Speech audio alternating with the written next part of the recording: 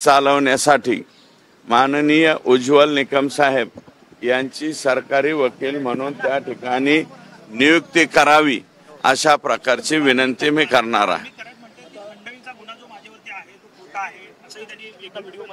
हे बघा, हे खोटा मी नाही त्यातली अमुक तमुक हे आरोपी म्हणतच असतो।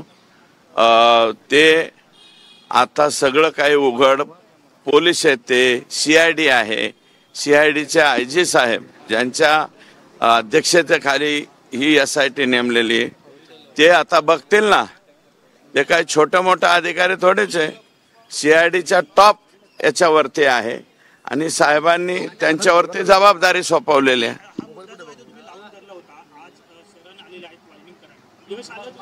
पण समाधानी आहात? हे बघा, ते शरण म्हणजे प्रॉपर्टी अटॅचची भीती।